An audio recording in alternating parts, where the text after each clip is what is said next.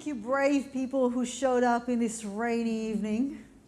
My name is Debbie Haski Leventhal. I'm an associate professor at MGSM and the program director of the Master of Social Entrepreneurship. And I'm here today to talk about social entrepreneurship, or the power of business to do good for the world. So let's see how we go. If you like to tweet as we go, that's my Twitter tag. We don't have a hashtag for tonight. Do we have a hashtag for the Incubator, Ali? Hashtag MQ Incubator. Okay, let's do that.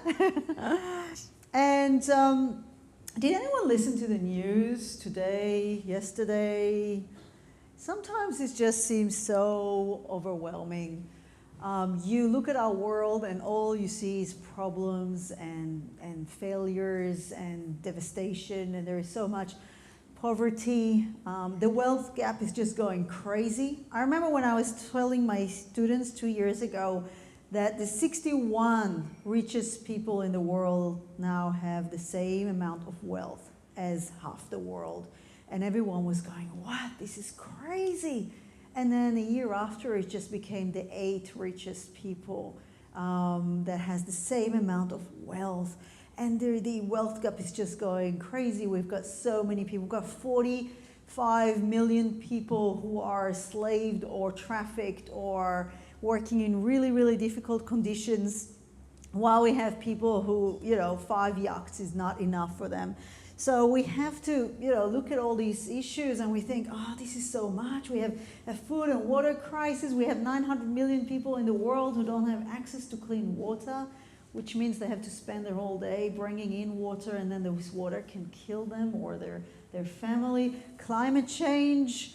We try to not think about what could happen to our world 30, 50 years of today, what is going to happen to our children and our children's children, and what kind of world are they going to grow up in? Are they going to have a Great Barrier Reef? Are they going to have, Sydney as we know it? What is it going to look like?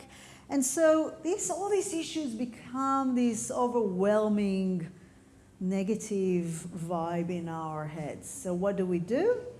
We shut it off. We don't want to think about it. We don't want to worry about it. I can't do anything about the 900 million people who don't have access to clean water, right? So why should I spend time thinking about it? It's just so much. But then we've got people who are seeing themselves as the possible change they want to see in the world. These people are social entrepreneurs who have a vision to use the power of business to then create social impact and address some of the things that I've told you about.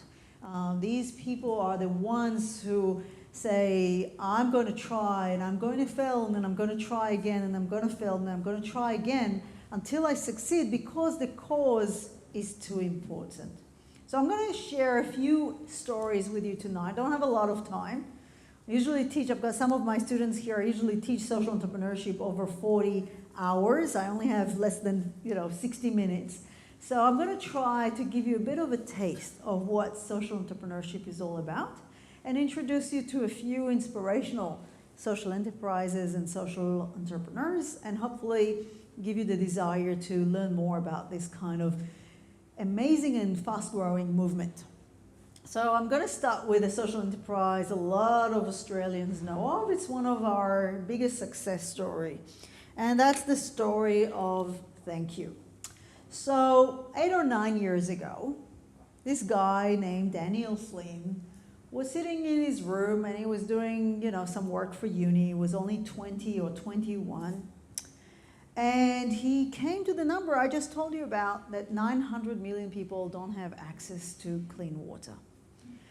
And just like most of us, he says, it wasn't really something I could relate to because, we are in a country of 22, 23 million. I can't even capture 900 million. But then he started looking into it. And what really caught his heart and his mind was the personal stories. How children spend their whole day going to fetch water, and what does it mean for their family, and how dirty and unsafe this water is. And so he felt, with empathy. What if it was me? What if it was my sisters? What if I had to spend my whole day, bringing water, and then I would kill my twin sisters? And then he says, I'm going to do something about it. He was 21. He had one best mate and a girlfriend, and they decided to start a company. They had a joint sum of $1,000 and absolutely no idea what they were doing. So they decided, they had an idea. They said, we're going to sell water to provide water. We're going to sell bottled water, and the money, 100% of the profit is going to go to fund projects in the developing world where people can then have access to clean water. They had no idea how to start a water company, so they Googled it. And they tried through a lot of mistakes to build their company. It took them 3 years to actually start standing on their, feet. And through a lot of amazing resources and innovation, they started this company. It's called Thank You. And what is cool about this bottle of water, so if you're thirsty somewhere and you want to get a bottle of water, and you think, okay, I can buy it from Coca-Cola, or I can buy it from a little social enterprise in Australia that then gives me a code at the back. And I can use this code, go on their website, or develop my own profile and see the social impact I just helped to create. So that's really cool. So I'll buy this water, I'll put this code in, and what I will get is the exact GPS location of the well I just helped to build. They use the social media very smartly to get 7-Eleven to stock their water. And then they went on to develop body care, they went on to develop food. Now they have Thank You Baby and other products, and they're one of the most successful social enterprises in Australia. But there were points in their journey where they said, we're trying to do something good. Why is this so hard? So it is not going to be easy to start a social enterprise. But when I explain to you what it means and what it is, and if you are an entrepreneur who wants to start, their own business, maybe a social business could be a really cool way of doing it. So, social entrepreneurs start by seeing a need. They don't start because they want to make a lot of money and they think, how can I do it? Oh, maybe I'll tell people that I'm going to give some money to charity and that will enable me to make more money. There's nothing wrong with making money, but social entrepreneurs are always motivated by unjust equilibrium they see in society. So when they feel there is lack of justice for humans somewhere in the world, for animals, for the environment, they feel that even though they're just one person, they can use their resources and maybe the power of business to do good for the world. So they come from, this is a quote from the film Robots, where it says, see a need, feel a need. How can I see social needs and environmental needs as something that I can address, and I see them with empathy and with self-efficacy. So what is social entrepreneurship all about? I gave you a little story, but it's now time to really go into the definitions of what social entrepreneurship is all about. So social entrepreneurship in a nutshell is about using business knowledge, models, and tools to address social and environmental issues. We are using the power of business to address social problems that are not addressed by governments or the business sector. So think about the fact that 900 million people don't have access to clean water. Why is it so? Why governments have failed for so long to address this? Why businesses are not addressing this? So when these two sectors fail, the social enterprises come up with innovative solutions that do not rely on donations and contributions, but they rely on our consuming behavior to create a solution. So social entrepreneurs combine innovation, entrepreneurship, and social purpose to create a financially sustainable business. So we're not into not-for-profits. We are making something that makes money, but then the money is reinvested in the cause that we're trying to address. So here are a few core elements of a social enterprise that helps us to differentiate it from a business enterprise. The goal of a social enterprise is to provide benefits to the community, or it could be to the environment. We are not there just to make profit. We are there to make a great business that can be very successful, very profitable, but it is meant to create a benefit. So if you probably know the, I'm just going to use this. So you probably heard about Simon Sinek idea on the golden circle, which I love always showing my students.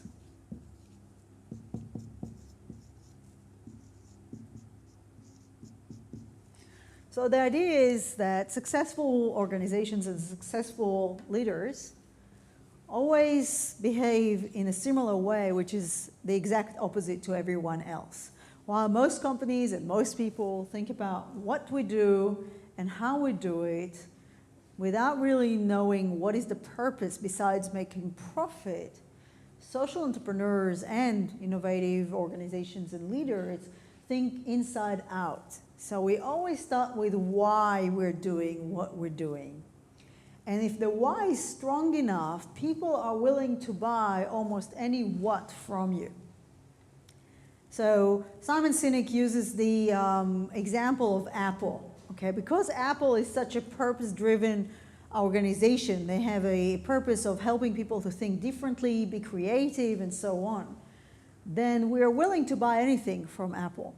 It could be a computer, it could be a music player, it could be a TV. If Apple would come up with a car tomorrow, people will be lining up for 3 days to buy the Apple car. It doesn't matter what they sell. What matters is what the brand stands for. For social entrepreneurs and social enterprises, starting with the why can be really easy, because the why is about serving society. The why is about changing our world to the better. So because the why is so strong, we're happy to buy any what from them. Thank You is not a water company. They're not a food company. They're not a body care company. They are a social enterprise that try to use their product to address these, to create a more just society. So we are willing to buy anything from them.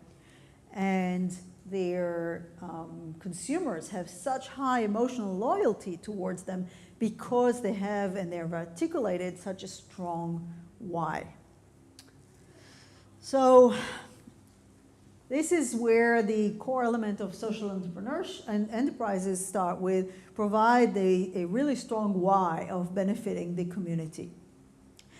Another thing is creating opportunities for people to help themselves. We're not a charity, and we're not looking at people as charity cases. People who are disadvantaged in society can be hired to work in social enterprises, can be offered fair employment, and they can also become our consumers. One of the really cool social enterprises in Australia called 40K, started by a social entrepreneur, Clary Custerson, who called it 40K because what he wanted to do was to build a school in India. And he thought it would cost $40,000 to build a school in India. 5 years later, and about $2 million, he built a school. He says it was the most depressing day of his life, because he said, I spent 5 years and what I've achieved is one school. And so he then moved into what we call innovation by restriction. There was not enough resources, but he thought, how can I use my resources in an innovative way to create impact? And so he has all these tech ed that he uses in India now, and trying to really maximize the use of talent, of people who are coming and working there. And then what he found was that the children, or the families of the children who go to these schools, one day he asked them a life-changing question. He said, "Are you willing to pay for our services?" And they said, "Yeah, we really want to pay. We can't pay a lot, pay probably $5 a month, but we want to pay because we don't want to be a charity case. We want to be consumers." So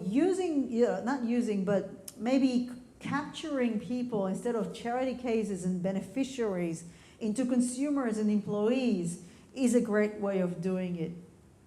I've got Anna here, an associate professor at FBE, and she works with Dialogue in the Dark, a magnificent German social enterprise who employs people with vision impairment to go and guide people in museums that are in total darkness. So you go in there, you close the door, it's totally dark, and all of a sudden the people with disability becoming the ones with ability. And the rest of us become disabled, and we rely on their special abilities to guide us through the dark. So it's about creating opportunities so people can help themselves as well as others. And then finally, we utilize sound commercial business practices. So everything you learn in a business degree, marketing, strategy, people management, everything that we can steal from business, but use it to create positive impact. A good way, because a lot of people ask me, but what is the difference between a social enterprise and a not-for-profit that sells stuff, or with companies with really strong corporate social responsibility? And I think this kind of spectrum really captures it well. It shows us how we can put all these enterprises on a scale. We start with the very traditional not-for-profit that, sorry, I keep moving around, probably driving you crazy. So the people on this side, charities who are relying on donations, endowments, and so on to do whatever it is that they're doing. On the other side, I'll stay here, okay? On the other side, we have for-profits that only care about the financial bottom line. They couldn't care less about society or the environment. Everything that they do that's creating harm is called externalities, and we don't really care about what is the negative impact of our company. Then we start moving. We start having more and more companies with high levels of corporate social responsibility. We have mission-driven for-profit enterprises like Ben & Jerry's, where a company was from the start very much into their social mission and how they can use business as a force for good. And then here we start to see more and more not-for-profits using commercial principles to generate enough revenue to help them start or achieve what they want to achieve. And then in the middle, we've got a social business that's not relying on charity, that creates profit, but then the profit is reinvested into the organization and the cause. Okay, make sense? Okay, you're with me? Excellent. So I want to spend a couple of minutes talking about the journey. So when we start a social enterprise, we don't start with the business model. We don't start with the concept. We start by analyzing what social problems are there that we're passionate about. What social problems can we address through the power of business? And what unmet needs of society and consumer needs can we tap on in this opportunity recognition? So just like Daniel, the example that I gave you in the beginning, here is a social problem. So many people don't have access to clean water. Here is the unmet needs. The bottled water companies are not really serving us in any way. They're creating pollution. What if we can create a good product that is then goes to serve society? And then we start doing concept development. And an incubator like this is a really great place to start developing the concept of your business. Talk to people, try to see if they're willing to spend money on this crazy product that you have or this idea that you have. Will they be willing to work with you? Try to develop the concept and see if you can, improve it, make it better. Work with mentors to improve your concept development, but also right from the start, define the social goals in terms of what kind of social impact do I want to create. Social impact is the change I'm going to have on people's lives, their well-being, their community. And if I know right from the start what kind of social impact I want to create, firstly, I'll be better capable in creating it. But secondly, I'd also be able to collect data right from the start, the stories, the numbers, about the kind of difference that I help to create. And then we need to, of course, have some money and have some people to help us get this off the ground. What is cool about social enterprises is that you can be really creative in the way that you create resources. So, for example, crowdfunding is something that works for a lot of social enterprises. Because the why is so strong and important, a lot of people are willing to follow you. And then find the cool guys who will help you make the dream come true. They say it takes a great team to get a great dream. So if you want to dream together, you need a great team that works together to achieve this. And what kind of capabilities and what kind of knowledge do I need and where can I find it? And the whole thing around resource determination and acquisition is that it can be very, very creative. So again, going back to the example of thank you, because it's such an easy example to understand. When they wanted to launch Thank You Baby, as I'll show you in a second, the way they did it, they sold books. Okay, so the books were there as a means to get the money that they wanted to start Thank You Baby and Thank You Australia. And so on, and so you start and you launch your enterprise and you fail and you try again and then you maybe are able to scale. And then what happens when you achieve your goal? And that's for the next time. So I'm going to go, oops, we're both pressing at the same time. I'm going to show you now a short video. Maybe we'll stop in the middle and see how much time we have. That's Daniel Flynn when they launched Chapter 1.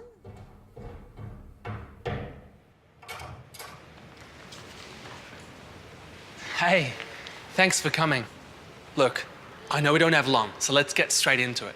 Australia, last time you checked in, we asked you to upload a post onto the Coles and Woolies Facebook page to say that if they stocked the thank you products, that you'd buy it. Now this campaign went viral. Thousands uploaded posts, some even recorded videos of them singing and dancing and rapping. And then 2 legendary helicopter pilots, Peter and Jeff, flew their helicopters above the Coles and Woolies head office. Then in industry record time, they both said yes.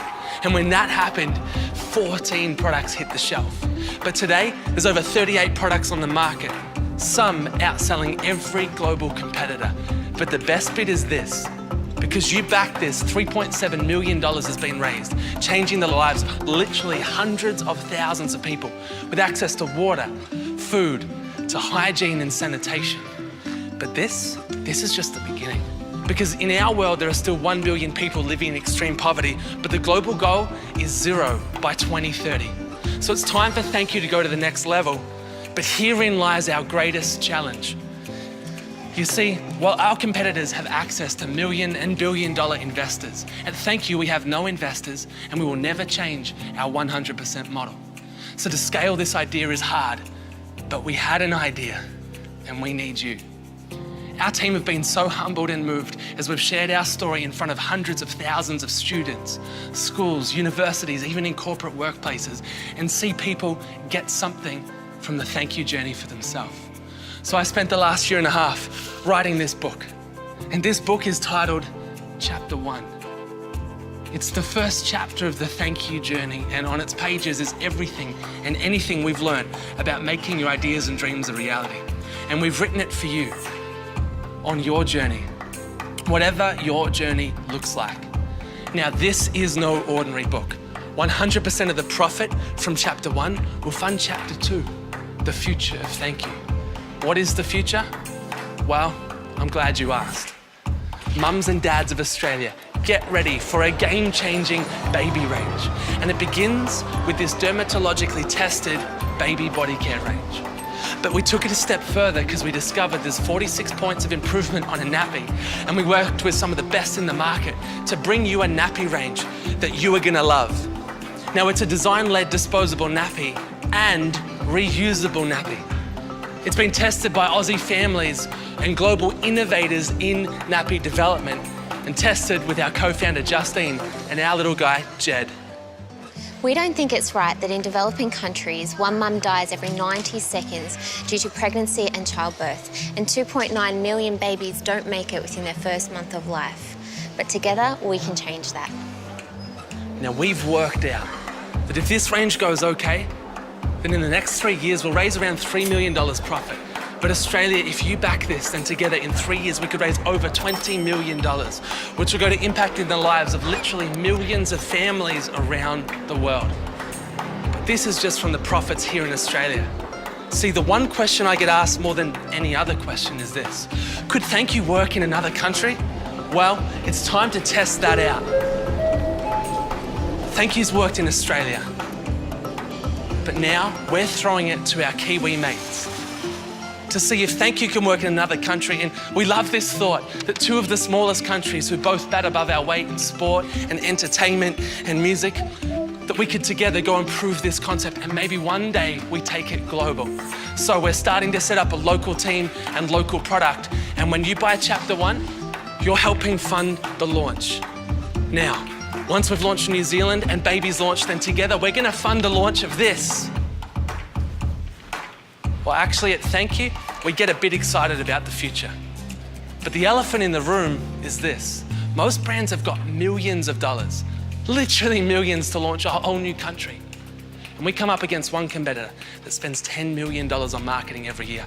In fact, industry experts say that from the moment this clip launches, they'll start a team with one goal: to disrupt our launch.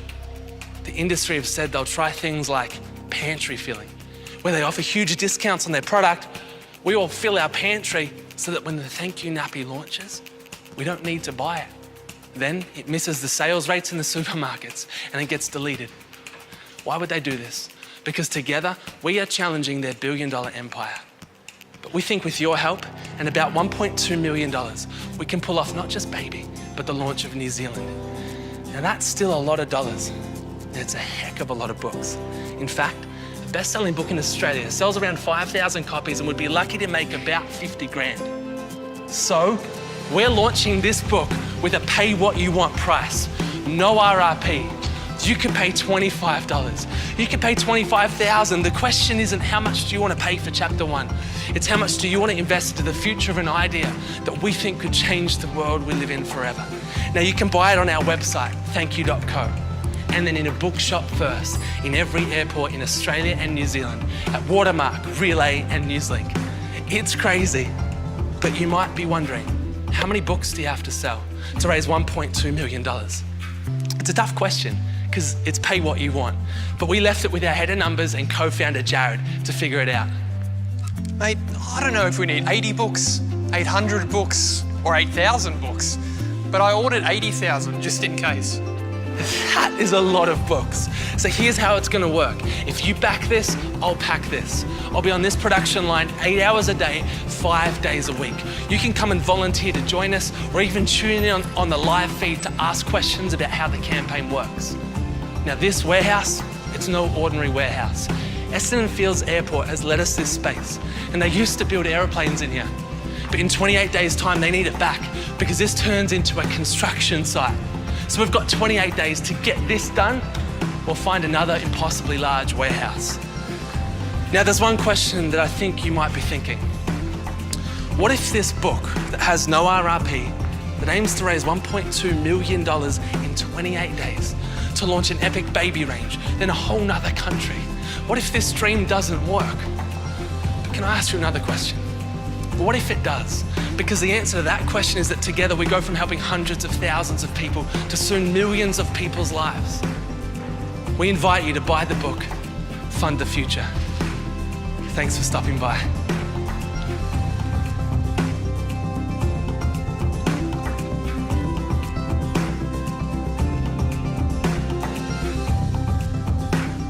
So you could see how innovative these guys are in everything that they do.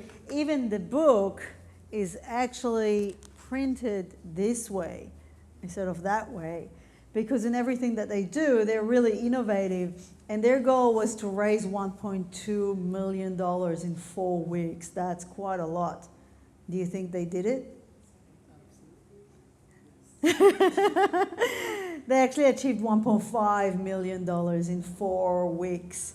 And at 2 points of time in these 4 weeks, because I was really following them closely, 2 people said, we're going to match the next $250,000 of sales. We're going to match it. So they were able to actually get $500,000 for probably 2 books.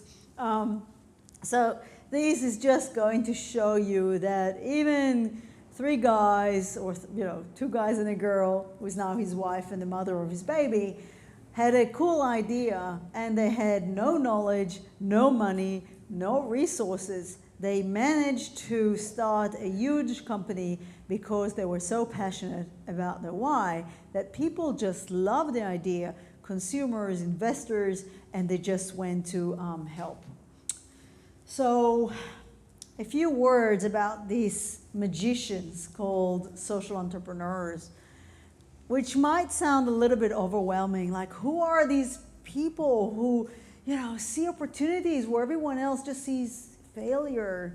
Who are these people who are so resilient that they are able to go through one failure after the next and really try to achieve a cause that they believe in? And I love this quote by NLTD.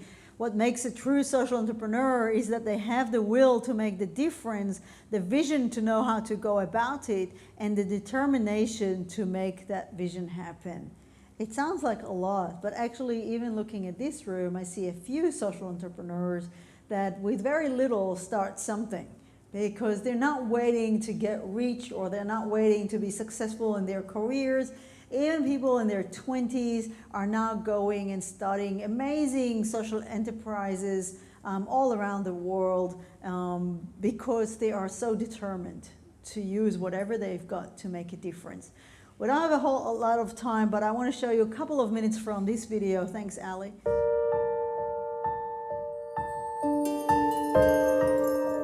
I wanted to find a solution to a problem, and I wanted to do whatever it takes to end that problem. In the mid-1970s, Bangladesh was racked with poverty and famine. Greedy moneylenders victimized local villagers who wanted to start small businesses. In one village, Muhammad Yunus counted 42 people who needed just $27 to break out of poverty. So then an idea came to my mind. If I give this $27 to all these 42 people, they can return the money to the moneylenders and they will be free. And that's what exactly I did. And the happiness that it brought to them caught me in. And I asked myself the question, if you can make so many people so happy with such a small amount of money, why shouldn't you do it more? Since that first bet, the bank Muhammad Yunus started has made nearly $5 billion in loans. It's a model that has been copied all over the world, spawning a movement known as microfinance. People are demonstrably better off in the world today by virtue of that simple insight that small, unsecured loans can really make a difference. Microfinance during the past 25 years has demonstrated that millions and millions of people can participate in society in a normal way. In 2006, Muhammad Yunus won the Nobel Peace Prize, testimony to the role of a new kind of change agent, the social entrepreneur. Social entrepreneurs like Muhammad Yunus see opportunities where other people see hopeless failures. They see potential where other people see tragic consequences. They see a future that others can't even begin to imagine. In this moment in history where government has, at least in some places, has failed to provide basic goods and services, the things that societies need to really allow individuals to thrive, social entrepreneurs are tackling those really big problems. Problems that reach beyond microfinance, such as educational opportunity, children's health, housing, clean water, climate change. And the problem is, if you look at what the current business organizations and governments are doing in this sort of space, it really doesn't add up to a coherent solution at the scale that we need. And therefore, I think entrepreneurs are going to be profoundly necessary, because these are the people who sort of break up the concrete. Most people have to see to believe. But I think that social entrepreneurs believe and then they see. Social entrepreneurs have seen the end result before it even got started. And they've done so all over the world. In Mozambique, Blaise Jujasato transformed healthcare by providing reliable medical services to millions of villagers who had never previously been reached. In India, Bunker Roy's Barefoot College teaches people with no prior training to build and install solar electric technologies. And in the United States, Dorothy Stoneman has shown how young people can change their lives and their communities through job training and education. We had 300 abandoned buildings in East Harlem where I lived. We had hundreds, maybe thousands, of young people standing on the corners with nothing to do, and lots of homeless people. So I looked at that and said, there's something wrong with this picture. Someone should hire these young people to rebuild these buildings and create housing for the homeless people. And that's what we set out to do. What's the most powerful force you can bring to bear? It's a really big idea, but only if it's in the hands of a really good entrepreneur. It's that combination that changes the world. Today, thousands of social entrepreneurs are tackling a range of problems in all corners of the globe. But until recently, few of them saw themselves as part of a larger movement.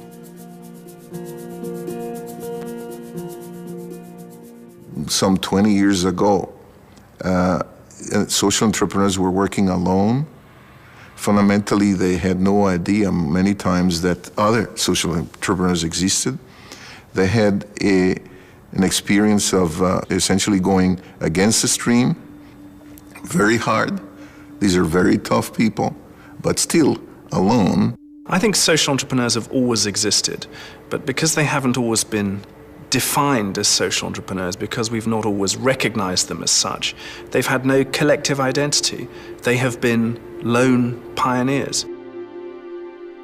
And now what you see in the world are a whole framework of supports that are coming up, coalescing very, very quickly to say, hey, social entrepreneurship is really viable.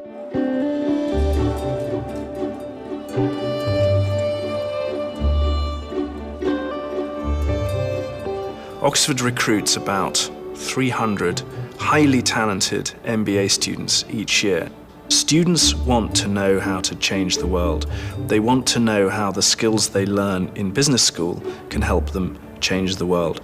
You see social entrepreneurs, and regardless of however many problems and challenges that they have, they don't give up. They just push forward and they push forward. And that's inspiring to me. Today, Oxford is just one of many universities teaching social entrepreneurship and providing homes where practicing entrepreneurs can meet and learn from each other. The point of supporting the social entrepreneurship movement is to create a home for those people to make them less maverick and more of a movement.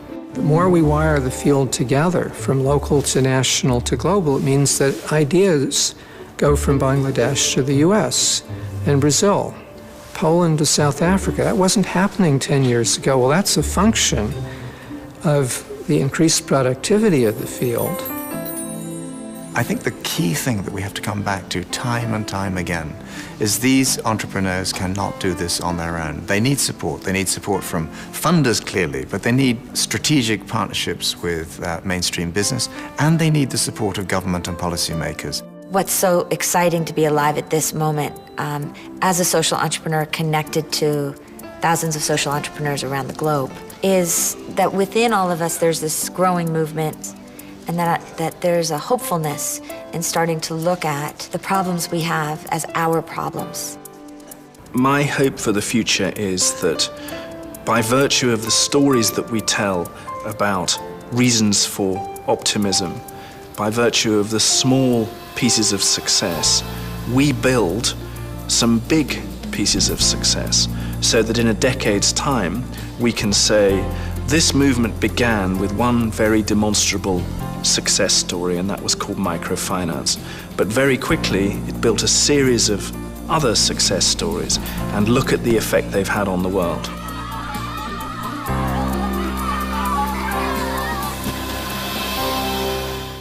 Maybe we can send the links afterwards so people can watch the whole video.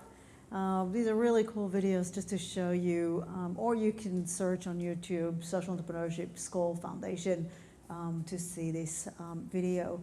So a few inspirational examples. Bill Drayton, who started Ashoka. Ashoka is an umbrella organization in the US and also globally that creates fellowship, where Ashoka fellows are becoming a fellows for life, and they get a lot of support, and then they provide support to social entrepreneurs who go and change the world.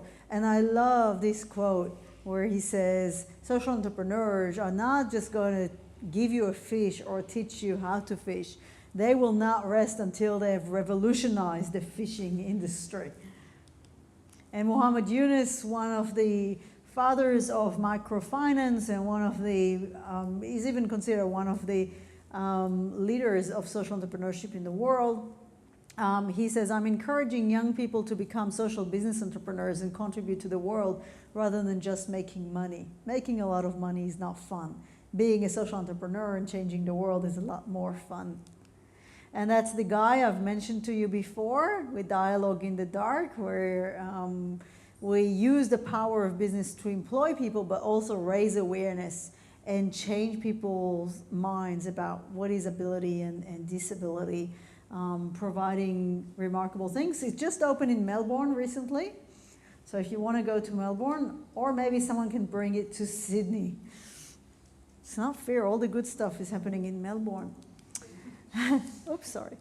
Finally, this cool guy, Simon Griffith, Who Gives a Crap. Anyone heard about Who Gives a Crap? Excellent. He's got a crowd of fans here. So Simon actually spoke at the Big Friday of Social Entrepreneurship last year. So we have, every year we run this event, Big Friday of Social Entrepreneurship. This year, 10 days ago, we ran it in conjunction with International Women's Day, and we brought 4 amazing women to talk about women who changed the world. But last year we had Simon, and he started a toilet paper company that is there to fund sanitation and health around the world. Is now going to, is starting in the US and in the UK, so it's been going really well. It also had a social bar called Shabin in Melbourne. Didn't work so much, and he had to close it down. So even successful social entrepreneurs have to deal with failure and adversity and bounce back. But you can see what he says on his t-shirt, sit down for what you believe in, because when he started a company, he had to raise $50,000 because they had to order in bulk, and they didn't have $50,000, so a lot of people would just give up. He sat on a toilet, and he says, I'm not getting up until we get $50,000. After 24 very long hours, It got up because they raised $50,000. And that's the way he did it. He was dressed and stuff, people. I can see some faces.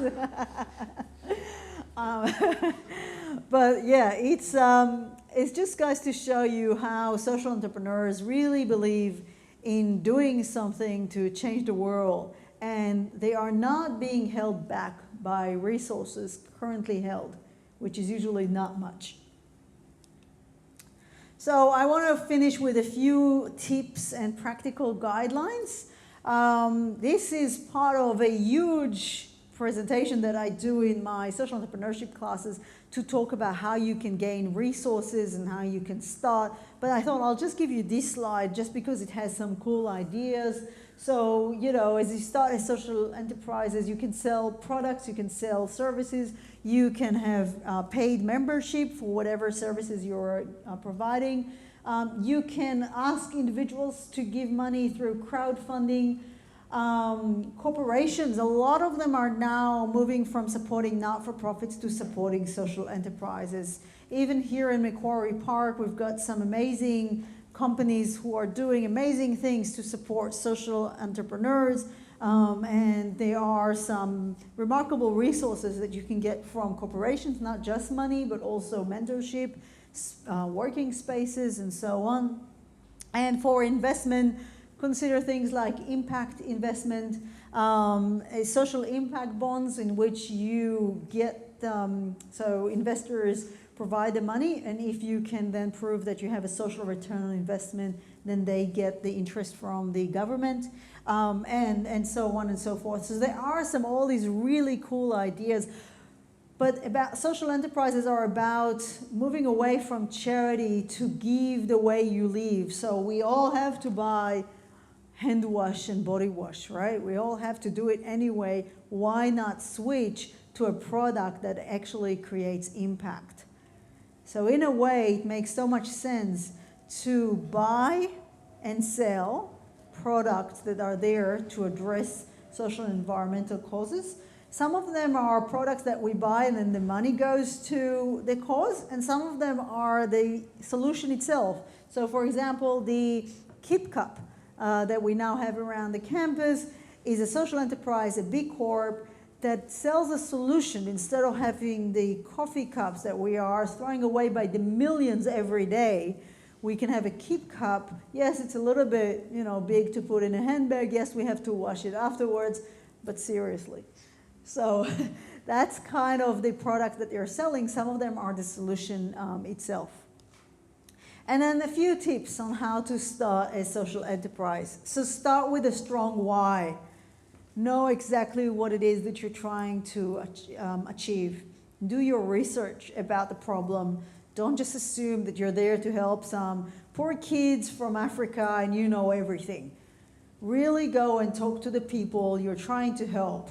Do not come from a very patronizing kind of point of view. You don't have to be rich to start.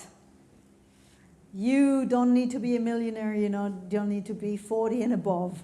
Most successful social entrepreneurs are in their 20s and at their 30s with no money, but a lot of passion and usually some good friends who help them make it happen.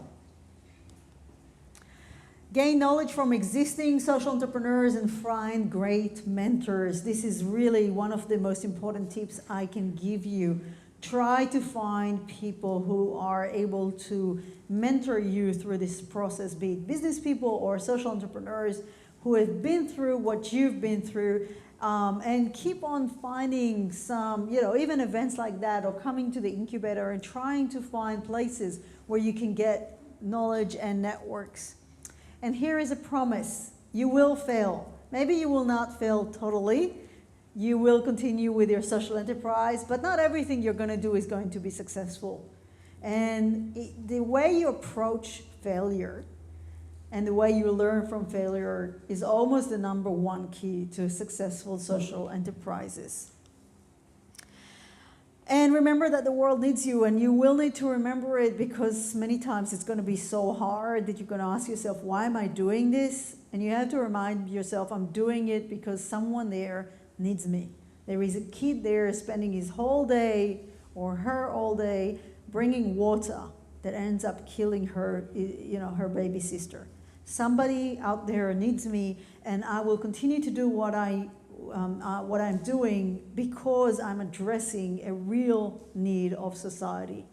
I just met this incredible CEO of a company here at Macquarie Park for lunch today, and he's trying to tackle modern slavery, and he's talking to businesses, and people say, well, we're too busy, we don't have time to do this. And it's like, people are actually suffering in your supply chain. How can you be too busy to address this? And collect data on the impact right from the start. So when you define your social impact, right at the beginning of the journey, you can collect information on stories, you can collect information on the change in the environment that you've created, and try to collect quantitative and qualitative evidence, because more and more impact investors and so on are looking for this kind of evidence that you really are doing what you're saying that you're doing. So, to summarize and maybe open for 10 minutes of Q&A, do we have, yeah, excellent. So social enterprises is about using the power of business to do good for the world, using the knowledge, tools, and models from business world, but to address social and environmental issues. And social entrepreneurs may sound like really amazing people, that's because they are, but it could be anyone. You might be sitting next to a social entrepreneur. You might be a social entrepreneur, you don't even know it yet.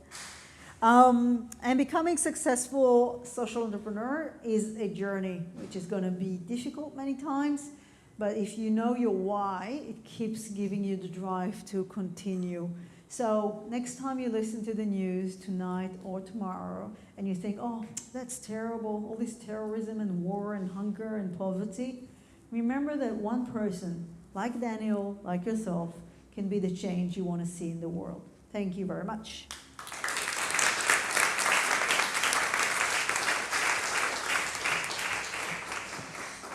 All right, so it turns out that the incubator doesn't want to just see if I can speak, they want to see if I can throw. So we're going to do some Q&A. You're going to raise your hand and I'll see if I can reach you with this, which is probably not, but then someone else is going to help along the way. All right, so any questions or thoughts or comments? What did you feel about some of these ideas, some of these stories? Anything you want to share, even if you want to share your own personal story of social entrepreneurship or whatever. I'm ready. Are you? Yes. Oh, thank you. That's really close by. Thanks. I was really worried someone from the back is going to raise their hands. I'm going to dig deep and ask you, out of the many... Oh, hi. Oh, yeah, it's a microphone. I should have mentioned it was a microphone, but I forgot. So out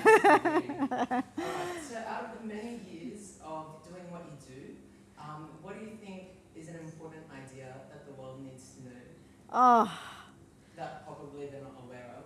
Yes. So as an idea, you're talking about maybe an idea for a social enterprise that we need. Is that the kind of idea you're talking about? Yeah, just based on personal experience with the people you've worked with and anyone you've come across. It's a really good question. To be honest, I think we have quite a lot of solutions. We just need to maybe bring some solutions. So for example, thinking about Australia, there are amazing things that are happening around the world that we don't have yet in Australia. So some of the things are just bringing ideas from around the world into different countries, and that could also be bringing new technology and so on to the developing world. I can't think of one idea that will help solve all our issues, but I think it's like 1,000 points of light that when they are connected, we're getting there. So I don't have this one big idea, but I'll tell you that if you do have any idea and you're passionate about something, go out and do it. And that, together with the millions of social entrepreneurs around the world, will help to create an impact. So yeah, if I had one idea that was like the solution for everything, I probably wouldn't be here. I'd just do it. But so if you have one, go and do it. Absolutely. So you're pretty much saying that many of us here are pretty much light bulbs, and we can just all connect together and social change all the way. Exactly. Yay. Excellent. Now you have to throw it to the next person. All right. Let's see if you can do it. Yay.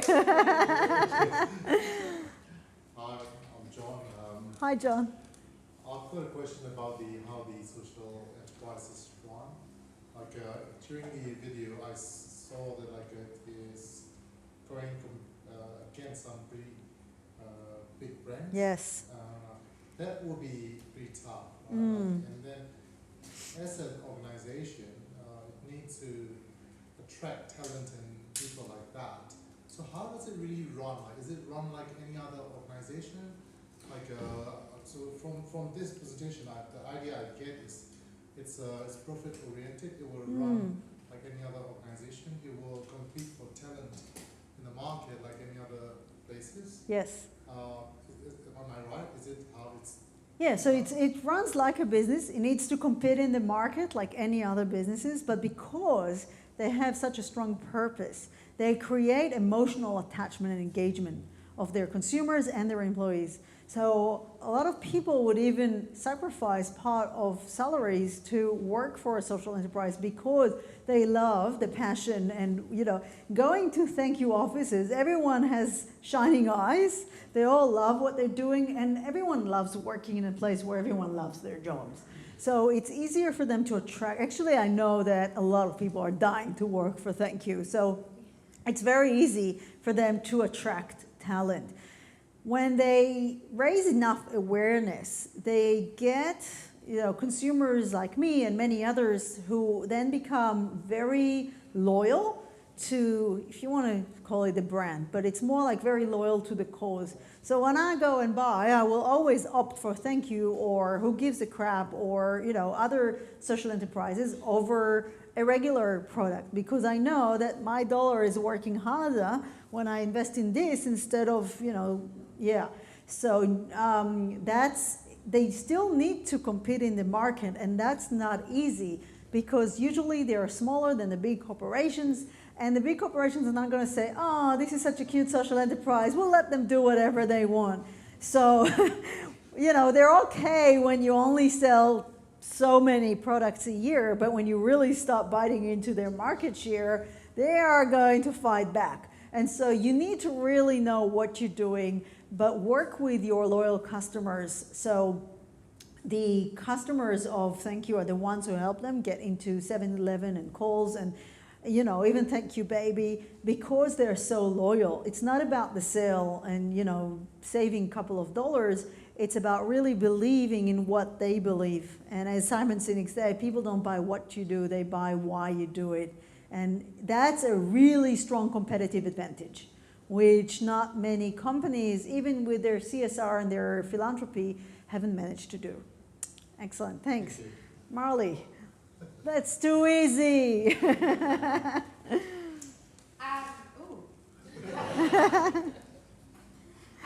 of the things that we're struggling, God, that's so strange. One of the things we're struggling with at the moment is that through being a social enterprise, most of the time you can't get charity status, which makes you ineligible for a lot of community grants, which is problematic when you need particularly seed funding to kind of scale to the next stage. So do you see organisations creating a business model and also creating sort of a charity subsidiary where they're just passing up, or what's sort of the go-to? That's a really good question. So the legal entity of the enterprise you're trying to start is very important. And a lot of social enterprises begin as a business for all the benefits and flexibility of being a business. But as you said, if I want to get donations and so on, it's really hard because in Australia you need DGR, you need to have a not-for-profit status, and usually it takes about 2 years to get a DGR status, which allow you to have, for people who donate to you to get that, tax deductions. So a lot of them, even Thank You, they have a trust. So they are a business, but they also have some kind of a not-for-profit arm allowing them to do it. I think Australia will need to look into a fourth legal entity that is a for benefit and not a for-profit or a not-for-profit. So if you are a social enterprise, you can be a company that then gets the benefits, the tax benefits of a not-for-profit. And I think that's something to look at in the future, perhaps with a little bit less tons of regulations and forms and bureaucracy like we have with the not-for-profits. But yeah, it's a good question, and I guess it depends on what exactly that you want to achieve, and if you're going to generate revenue or if you think you should be more relying on donations. But if you need both, then having a company and then having a trust or a not-for-profit arm is often the way to do it. Thanks. There was a question in the back first. Oh, great. Yeah. Not too bad. Hey, I'm Taz. Hi, Taz. My question's about a lot of the social enterprises you spoke of, they were selling products. Mm. Can you sell a service as a social enterprise? Yeah, absolutely. Successful social enterprises that are selling services? Yeah, absolutely. So there are social enterprises that sell services. Sometimes they sell the services to other social enterprises. So it could be things like Social Ventures Australia or Ashoka that we saw there, that they sell services to. But we also have social enterprises that they do, anything that could be selling, speaking opportunities or consultancy and so on. And then the money goes to the, benefit the cause that they want to benefit. A lot of social entrepreneurs sell services in addition to the product. So, for example, my very favorite example of today, Thank You have speaking services. So you can pay, it's actually not as much as I thought it would be, it's around $700, and someone from Thank You will come to speak to your company or your school, and that's a service that they sell in addition to the product that they sell. You can absolutely start a social enterprise that just sells services to address a cause that you want to address. Could we have the microphone thrown into here and then we'll, otherwise it's not fun, right? All right, thanks. I think I'm just carrying on from Marley's question, which is, yes, business, the model is such that how can a charity then become, do business? Is there a legal avenue for that? Yeah. So we have charities who then start a small business to generate revenue. In fact, as I was teaching social entrepreneurship this class, my students work on various consultancy projects for emerging social enterprises. This is the way that I create impact through my classes. And one of the groups was working on a not-for-profit, a big not-for-profit, that is actually wanting to start a chain of cafes and op shops as a business to then generate revenue. So you can, even if you are a big not-for-profit, you can start a business enterprise and register it as a business and a company and then run it this way. So it's very much possible to enjoy both worlds. And then to the person with the light blue t-shirt. Oh, what about self-efficacy? Thanks. I'm Martin. Hi, Martin. From either your experience or the companies you work with, what are some of the things, or has there been a pattern of types of problems that new social entrepreneurs need to overcome, either with local authorities, which in developing countries can be quite, the level of corruption can be quite high, or with partnering with local partners, how do you ensure that the money really goes where it's meant to go, as opposed to ending up in some people's pocket? There are a lot of challenges that social enterprises need to face. Some of them are really unique. So firstly, because you have two goals at the same time, we need to make profit, but we also need to address a social problem, makes it a lot more complicated. And a lot of them don't actually deliver the services themselves. Daniel Flynn doesn't go to Cambodia to build wells on his own. He works with charities in the ground that go and do it. So that creates new challenges because you want to make sure that the money actually goes to build a well and that the well is going to be operating for the long term and not something that you just, create a well for the photo opportunities, and then there is nothing working after 2 months, which is, he tells how he visited this one village, I think it was in Cambodia, and he sees 3 wells that are there, but they're not working because someone invested in there, but no one is invested in the maintenance of the well. So he's really trying to work on that we also have the maintenance of the wells and not just building the wells. So there are these challenges. You have to satisfy a higher sort of benchmark with trustworthiness compared to regular businesses. So everyone is going to look at what you're doing, and if you're doing it well, and if the money really goes back to the charity, and if the salaries are not too high, but you want to maintain the salaries that people will. So it is the hybrid kind of goal of social enterprises that creates a lot of challenges. So I never said it was easy. I said it was meaningful. I said it was, really a good way of creating impact, but I never said it was easy. It is challenging, but as I said before, if the purpose really matters to you, then you're going to do it. Do we have time for more questions, or are we done?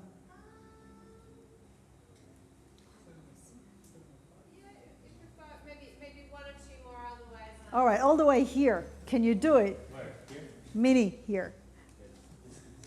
Okay, you have to stand up and catch it.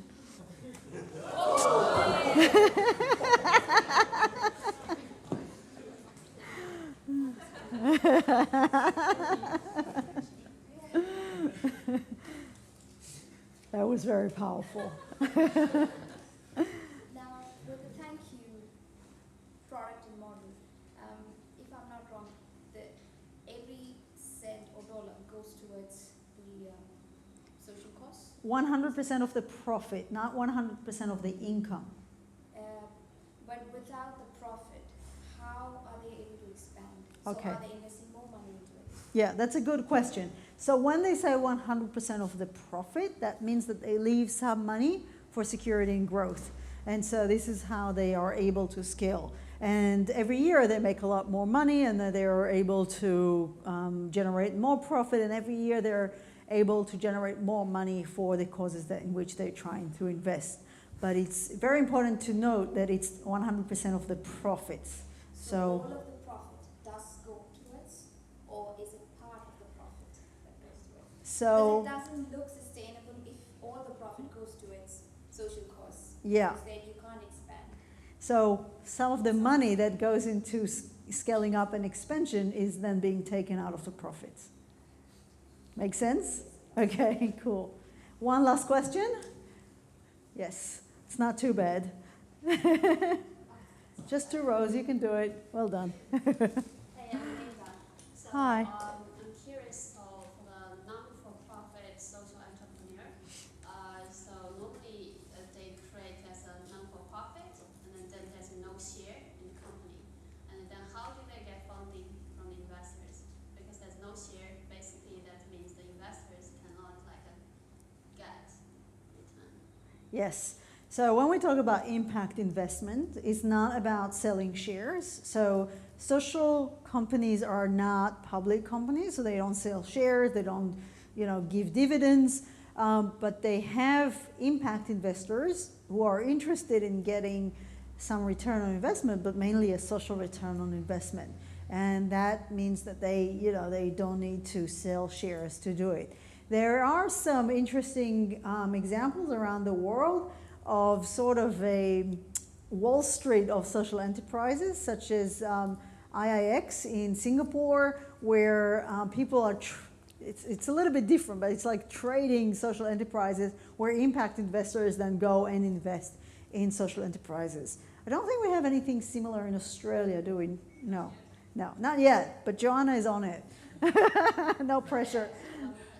Yeah, go ahead. How do social enterprise entrepreneur manage their employees? Like they use culture or politics? Sorry, could you repeat that? So how do the social entrepreneurs manage their employees? Oh, employees. Yeah, what kind of method they normally use? Yeah. well, I guess like every other business, they manage their employees. So if it's a social enterprise and it's a company, they pay salaries. Or if it's a not-for-profit, they still pay salaries, and that's being deducted of their income, and therefore they, get tax deduction for all the salaries that they need to pay. And then they need to manage them with all the human resource management practices that we have in every other business, except they get to keep the sparkle. So employees in social enterprises are usually very passionate. They work for the company because they strongly believe in the cause. The guy who came from Thank You last year to speak at the Big Friday told us how we actually went there and begged them to work with them because he loved Thank You so much. So it's just you get a lot higher motivation, higher engagement. Employee engagement in Australia and all over the world is pretty low. The numbers are pretty depressing. Do you know how many people are engaged in their work? Less than 1 in 3? It's more like 1 in 5 or 1 in 4. So it's about 20 to 25% of employees are engaged. A lot of them are not engaged, and then about 20% are actively disengaged. It means they hate their job. They have dreams of, going and doing something to their boss. And they, badmouth the companies in every opportunity that they can have, and they're looking for a job elsewhere. So that's a very worrying number. And I think it's done because a lot of us don't even know what's the purpose of the company that we're working for is. So we don't even know why we're doing what we're doing. We know we have to show up on Monday at 9 a.m. and do something and get paid, but we are bored with what we're doing. We don't enjoy it. Maybe we love it for a year or two. And even pampering employees like Google and so on, we give them free food and all these benefits, works for 2 years, because after 2 years, employees start to develop a sense of entitlement. So they get used to it, they take it for granted, and it doesn't work anymore. So if you really want to create engagement in the workplace, and that's a tip for corporations, not just social enterprises, you need to start with a why and have a really strong purpose. Thank you all so much.